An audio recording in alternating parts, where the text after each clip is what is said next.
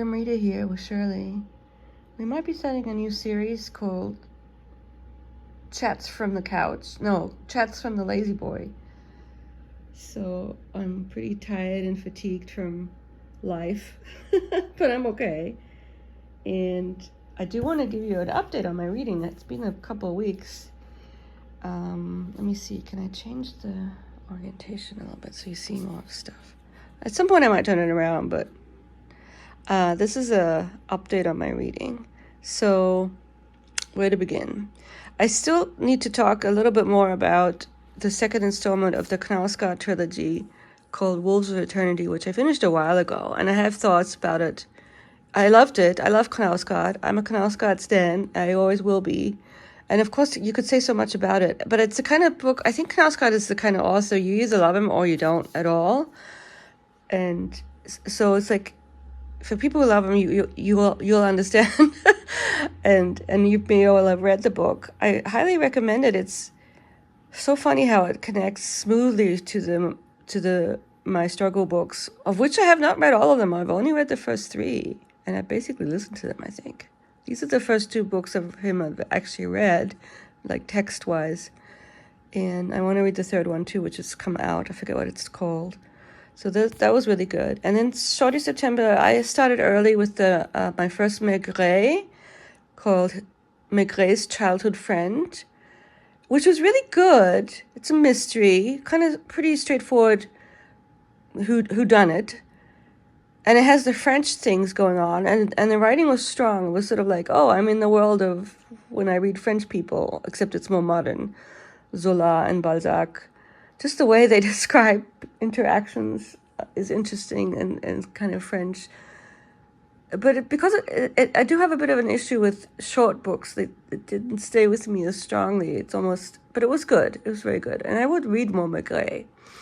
And then I flounced around a bit with, maybe I'll turn it around just because this is maybe getting a little boring just seeing Shirley relax. But she's a good girl.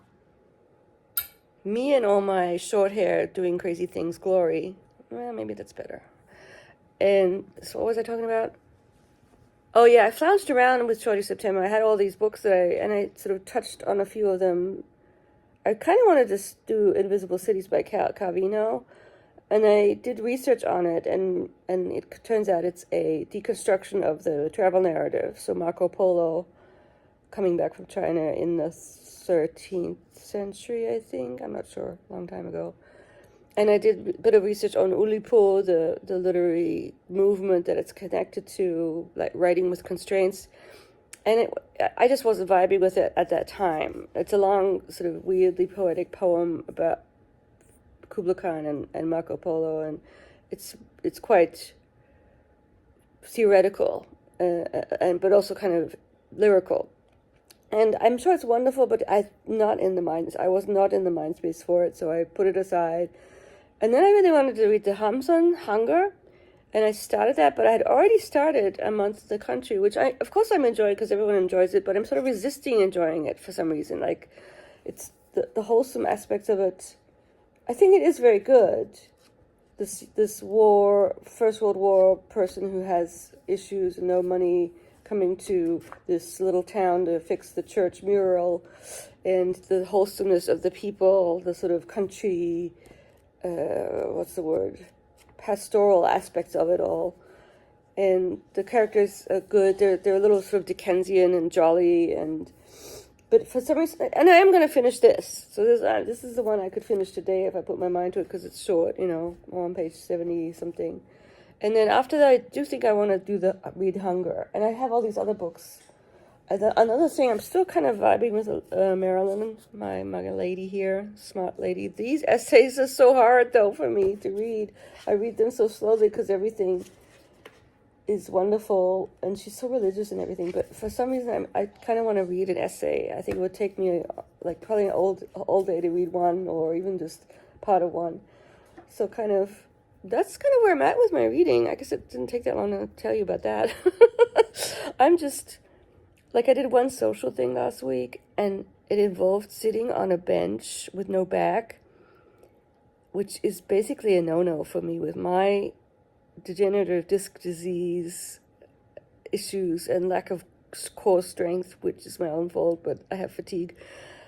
I really wrecked my back sitting on this. It was like a picnic with some lady friends, and I feel bad because I want to do it again, and I'm gonna have to tell them I need to back out, guys, because unless we're sitting in a place with a chair, I could maybe I thought, well, I could just take a chair with me, but then I did realize that in addition to the physical, the conversation itself was fatiguing, and the interaction itself was a little fatiguing. And that's not to say I don't like these people, but it's just, for some reason during the semester I have a hard time socializing because I just need to be an introvert and kind of just be on my own in my space here, which is so cozy right now. It's cold outside.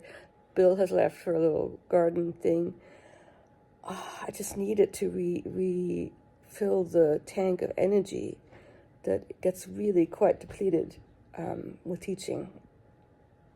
Anyway, that's it for me with the little update, and I think I put the little cat stuff in the front. And then I still, if I have energy, I still think I would like to talk a little bit more about the Wolves of Eternity, the Knausgard. And I hope, and also there's the other readathon. I'm kind of interested in the art one. And I was thinking what I should do is, even if I don't participate, I have a lot of books. I am also interested in books about art, specifically the visual ones, but also music. My favorite book is Dr. Faustus, which is about the composer, a fictional composer.